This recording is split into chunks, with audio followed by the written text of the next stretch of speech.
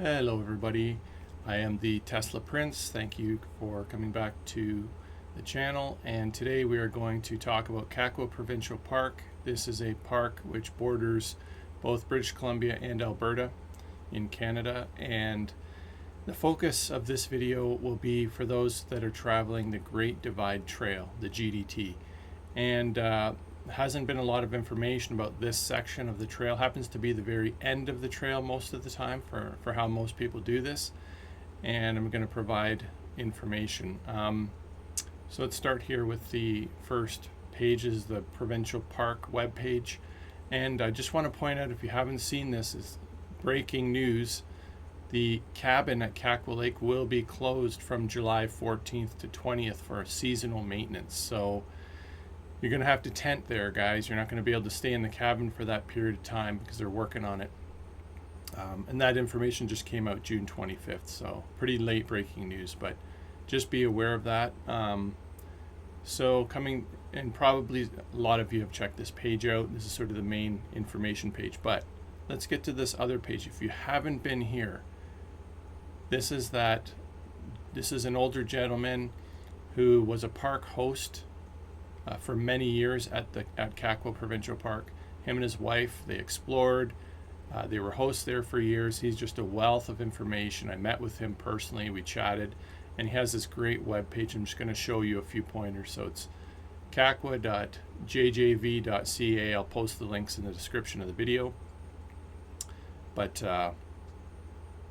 yeah, let's check this out. So you can see here he's got sort of the background, him and his wife, and how he got there. But if you look at the web page, you'll see things like park access. So if you click on road access, they talk about the Walker Forest Road, and I'll give recent updates because I've been there about 3 times now. So he's got some information here with a map of the park. There's also trail access, which he talks about his years coming in, and this picture up here is crossing the Bastille Bridge, still in fantastic shape at Bastille. There's no other way you're ever going to cross that creek, by the way, and you'll see in my videos. This is a picture of him crossing Buchanan Creek, and that's during low water, because right now, as of this weekend, near the end of June, it's going to be tough to cross the Buchanan. It's really tough, and I'll show you that. And so there's that, but then it's really cool. He has this destinations tab here. And like anything you want to do in Kakwa, these are all the top places to check out. So I'll leave that for another video, but just pointing that out. This park host has done a fantastic job documenting this magical area. So let's continue on. So I've been contacted since making other videos about Kakwa and the GDT and whatnot. And someone asked me just recently, is there a way to fly in or fly out of the park? And so I asked John, that park host, what he knows about this. And this is what he said. So Yellowhead Helicopters has commercial certificate for Kakwa. Unless they happen to be working in the area, a flight is a minimum of $3,000. You have to pay for the helicopter flying time to drop you off, as well as the time to return to base. It was his understanding that only one commercial operator is allowed. There's apparently some workarounds to this. There's a couple of groups providing ground transportation for hikers, and his understanding is that they may already be booked up for the season. So that's sort of the high level information in terms of transportation. Guys and girls, the Walker Forest Service Road, for the first 40 to 50 kilometers, from Highway 16 towards the park, it's not bad at all. But the rest of it can be pretty tough. You need definitely a 4x4 vehicle to get through. There's just many reasons why. You'll probably see in some of the pictures. So let's get to what I saw this weekend. So this weekend, this blue line here is just Walker Forest Road going out to Highway 16, but the real point of interest starts here. So as soon as you hit the McGregor River coming down the Walker Forest Service Road, everything turns towards the east. And you'll see pictures where first I start at the beginning of the Forest Service Road. You'll see the signs there. And then the rest of the pictures, they begin here at the McGregor and onward, because this is where, you know, things get interesting, let's just say. And I believe this tough part here is like about 30 kilometers long. So it is a fair stretch. And as I've said in other videos, driving from Highway 16 to the Bastille Bridge, it's going to take you between 2.5 to 3.5 hours one way. There's no way to speed up your time between the McGregor and Bastille. There's just too many potholes, too many dangerous things. You just can't go any faster. Trust me, we tried. Okay, so this was the route we took. Maybe I'll come back to this map. Right down here, we crossed, if I kind of zoom in a bit, right here is the Bastille Bridge. And you'll see a bunch of pictures coming down the road, and you'll see when we camped right basically on the plateau just before the bridge. And then after that, we took a jet boat and kind of went up the McGregor towards the Buchanan. We did some photos and some video shoots there, and then we came back down and we explored a really cool area around Pommel Mountain. And this is just a valley of waterfalls here, just the most incredible view I've ever seen. But it's very difficult to get there because you can only get there by jet boat. There's no other access. And so we just jet boated up a little because the river flowing down from these glaciers is way too fast flowing. So we started at the bottom and just hiked, you know, good 5 kilometers up and 5 kilometers back. It was a tough one. But anyway, I'm getting off topic. That'll be another video. So let's talk about the GDT. So you'll see in the pictures, I just want to give the narrative that this section after Bastille, the road continues on right about to this point here. And we did verify that from our jet boat. You come up and you just see the road disappearing numerous times into the McGregor. And so we didn't actually hike this section, but just confirming with many other hikers, this is very challenging. You're going to get very wet. We know that the McGregor overflows and goes into the forest, and probably even the side trails that people have made over the years, they're probably going to be somewhat soaked with the water, because right now it's definitely high season. So probably by August, all this stuff is going to be lower and less wet, assuming it's not raining. But just note all of that. All right, so let's get into some of the pictures and talk about this. So here's the first picture. This is just getting on the logging road off Highway 16, just heading on Walker Forest Road. You're going to see all the typical logging road signs. This is now about 40 kilometers down. This is where the Walker Forest Service Road meets the McGregor River. This is kind of like a boat launch thing here. And across from the boat launch on the other side of the road to the right, if you look in the bushes, you'll see this kind of like a big bathtub kind of thing. And you can see on the Friday that we came in, you know, there was just water there, freezing cold, but no water really trickling down here at all. And you'll see at the end of my photos, the next day on the way back, gigantic waterfall just billowing down because it's very, very hot temperatures this weekend in BC, and everything's melting like crazy. So all the water levels have risen drastically just in 24 hours, and it's going to continue all week because the temperatures are very hot. And so here we're heading down Walker Forest Service Road, one of the first mountains you see as you turn from that McGregor River junction. And this is sort of what the condition of the road looks like right now. Head down, and lo and behold, you get to this landslide. And you can drive around it. You'll see in this little video clip, we do drive around it here to the right, but it is quite close to a steep drop off, so you know, just got to watch out for that. And here's a picture of us driving around it. And along the way, you're going to see little ribbons. Do not ignore the ribbons. There's like sinkholes and all kinds of dangers. Pay attention to the ribbons. Someone has left that there for a message. Like, people put sticks in these big sinkholes and a ribbon to say, hey, don't drive over this. You're going to get stuck. And there's at least 2 pretty scary areas that you'll have to navigate. So here's the road heading towards Bastille Bridge. Here's like a little beaver pond. It's not too bad. With 4x4 you'll get through no problem, and the bottom is very hard gravel, so you don't have to worry about sinking. Just don't go too fast because you don't want to get water in your air intake. But yeah, we've crossed that numerous times. It's fine. You'll see many waterfalls at the bridges that you cross. There's probably like 12 smaller sized bridges that you cross before you get to Bastille. And great water sources. If you have a water filter, it's great. Lots of these like puddles from creeks flowing down the mountain and just flowing over the road. So you'll see that a number of times. This was one of the scary parts. This is like 1.5 to maybe 2 feet of a drop in the road. It's kind of hard to see from this angle, but it's an extreme drop. So if you need high clearance vehicles, or you're just going to bottom out, and you got to take it really careful and kind of slow. This is sort of the other side of it, looking upward. This is the angle. Yes, it's kind of gradual.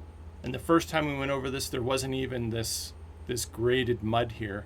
It was just a straight drop, and that was pretty tough. But all this wood are people smashing their truck bottoms on this wooden beam here and just like splintering it all over the place. So be aware of that. You're not going to be pulling a trailer or anything like that down this road. And here's the road continuing. This is the second scary spot. A very narrow spot to cross. This hole is up to my knees, and I'm 6'2". And this side is pretty deep, but it's a bit more solid. We actually had one tire go in this hole very carefully in 4x4 and go out. Avoid this hole. Why? Because that's how deep it is. This little Walker Creek flowing underneath, and it's this condition of this part of the road is deteriorating. Hopefully in the future, when we make our next visit, we'll try to get some rocks or some stumps, wood stumps or something, and try to fill it in with some material, but we weren't able to do that this time. Here's that left side of the road, bit easier driving through. Do not go in that hole that's on the right. And beautiful views along the way. A lot of hikers, you might be exhausted, especially after hiking such a long trip, but the mountains in this area are some of the most beautiful mountains in British Columbia. And I'll make another video where we went to Pommel Mountain and saw like 30 waterfalls in that area. It's just amazing. And a lot more pictures, lots of waterfalls, crossing a bridge here. You're going to see lots of wildlife, ptarmigan, bear, moose, everything, lynx. You're going to see all kinds of animals out there. Lots of bear. By the way, driving down that Walker Forest Service Road, the last like 30 to 40 kilometers, when you get to the McGregor River all the way to the Bastille Bridge, and I'm sure all the way to Kakwa, every single kilometer we saw fresh signs of bear scat. So just be aware. And every time we've gone down this road, we've always seen bears on the road. So get your bear spray ready, be bear aware, be safe. Anyways, these are the views. This is Pommel Mountain up here, and lots of snow and glaciers. And this was from Walker Forest Road. You can actually see this view if you look carefully. This is the only spot on the road that has a clear view of Pommel Mountain with these waterfalls. It's absolutely amazing. I'll make another video about this because we actually hiked to the bowl of these waterfalls down at the bottom and took some pretty amazing snapshots and whatnot. So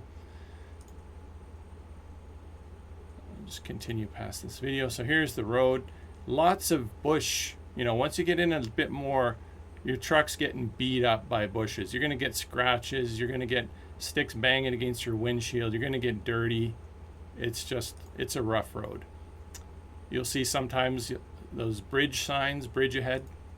And be careful when you get to those bridges because you never know, they could get washed out. But most of them seem like they're in pretty good condition. Many of them have been replaced with concrete bridges. And here's finally where we've arrived at Bastille Creek. And fantastic bridge, really good shape, but you'll never cross this river. If that bridge ever washes out, there's going to be trouble for GDT hikers. But anyway, let's keep looking. So this is north facing, the other picture was south facing on the bridge. Little video clip here. I'll just let it play.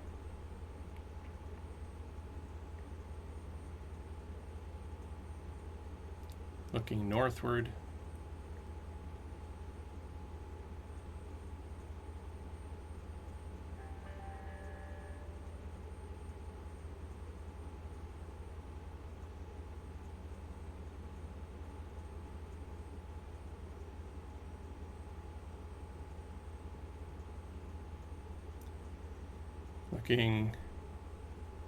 Actually the other one was looking southward. This is looking northward where it's flowing down. Anyway, and a little further down Walker Road, once it hits the McGregor River again after the Bastille Bridge, we saw moose. This is where we camped at the Bastille Bridge. Chicken wire around your truck, otherwise the porcupines will probably eat your tires, your brakes. Don't leave anything outside of your tent. There's been reports of hikers at Mount Robson, an area not too far away from here, where they left their backpacks out and the porcupines chewed up their expensive backpacks. So just know there's a lot of wildlife and they will munch down on your stuff, but you do need chicken wire for your vehicle if you park it there. Okay, and just more pictures. There's the Bastille Bridge, probably 50 to 60 feet long, very long bridge. And I'll just kind of skip the videos. This is, again, the underneath part of the bridge. You can see it's very well built. Big metal beams, concrete, sitting on concrete, and the concrete sitting on pilings. So this bridge should be there for a long time. More videos just showing underneath the bridge. Try to give a perspective of how fast flowing, and it's very deep. This is the Bastille. This is not Buchanan. Buchanan is not as bad as the Bastille Creek, just so you know. And the water's flowing 20 kilometers an hour. All right, so this is now us heading up the McGregor River towards Buchanan, and these are the kind of views you're going to see by the McGregor. And by the way, the GDT follows the McGregor pretty closely for this part of the trip, 12 kilometers from Bastille to Buchanan. And most people call this part of the journey hell because it is wet. The trail disappears into the McGregor and there's side trails, and it's just not very good shape at all. These are the mountains you're going to see from the trail to the north of the trail. That's a view kind of to the south. These big, huge mountains on the south side. And I don't know if you can tell, but this is the Walker Forest Service Road disappearing into the McGregor River. More pictures of mountains in the area.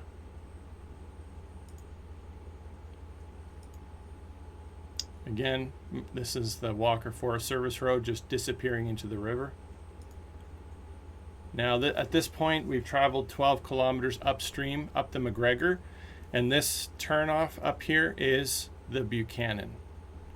So we're going to see some information around.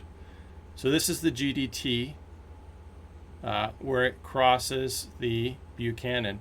Now I'm facing westward, so the Buchanan River is actually behind me in this picture, and you'll see the old bridge up here. They moved it out because it had collapsed years ago. And you'll see the old bridge up there, and this is overflow from the Buchanan just in this area here, and you'll see some pictures of what everything looks like. So there's that bridge. This is the plateau on the west side of the Buchanan on GDT Trail, and in this area to the right you're going to see like a little bathroom there, a little outhouse. You'll see a sign there that talks about Kakwa Park, like this. There's the little bathroom, little toilet in there. Now this is facing towards the east. So this is that overflow water I showed you before. GDT is here and you have to cross over. Now, this river, in June, it looked impossible to cross. Now, we did tie a rope across the river. Some were just a little bit downstream where it looked a little bit more shallow. But I had hip waders on, and just trying to cross with that, you're going to need some serious help, pike poles or sticks or something, and it's tough. So this is facing towards the east, and you'll see this little park boundary sign from the road. This is upstream of the Buchanan. We tried to see if we went up and downstream to see if there's an easier place to cross. I've been told by that gentleman who was the park host, sometimes if you go upstream, you can find easier places to cross. Hopefully by August, end of July and August, this water will be lower and much easier to cross. So again, this is up the Buchanan, just to give you some ideas of what it's like. Up the Buchanan, some kind of logs up there. Up the Buchanan, closer view of those logs. Yet a closer view. Very fast flowing water though, and pretty deep still.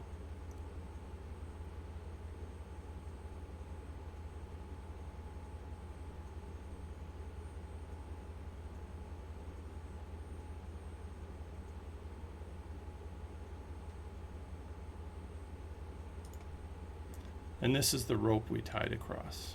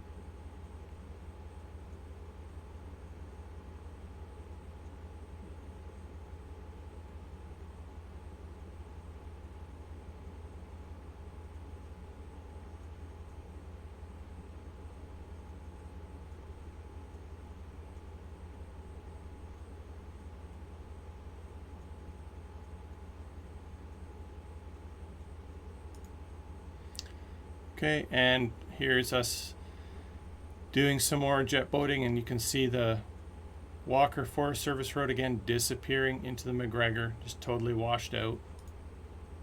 Closer view. And this is us heading back now, leaving the area. And this was an area I forgot to record on the way in. There's a big landslide kind of here, and it's very muddy, pieces of trees, water flowing, just a real mess. If you don't have 4x4 and it's raining in this area, you might get stuck in the mud. It's a lot more muddy, so be well prepared. And this is that big dip in the road that I showed before that drops 1.5 to 2 feet. A little bit tougher to climb back up it. You just take your time. If it's wet and your tires are more slippery, this might be tough to get back up, so you might want to bring a shovel in case you have to dig some material to make it more of a slant, just so you know. And we saw a bear. Of course, you always see a bear at Kakwa.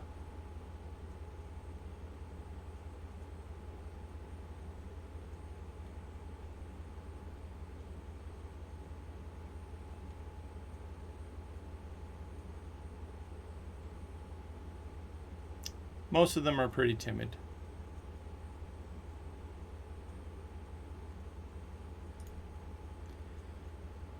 And driving through the water holes. They all have pretty good gravel base, so don't be too worried about it. The road did at one point carry very large trucks from the mining operations, so.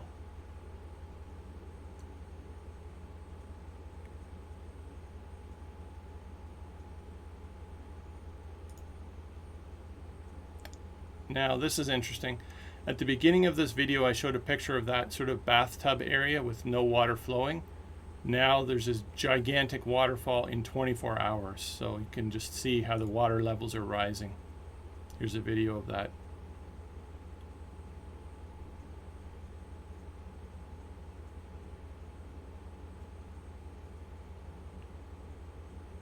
That's about 20 feet tall there.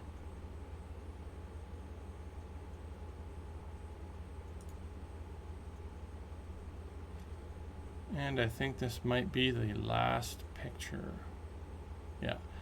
At this point, this is again, you've reached the junction point where the Walker Forest Service Road initially meets the McGregor. And on the way out, this is the last point that you'll see the McGregor. So that's the condition of the road as of June 25th and 26th. And yeah, if you want any more information, feel free to leave comments below, and I'll see if I can get you some answers. Again, another really great person to ask questions from. You go to this guy's webpage, which I will leave in the link. You go to the bottom at the home page. He has a questions about something, which you can email him. And very passionate about Kakwa Provincial Park. I've really become excited about this place. I think it has a lot of potential for new discoveries, and I'll be making more videos from my experiences there. Anyways, hope this helps you guys out, and that's it for this video.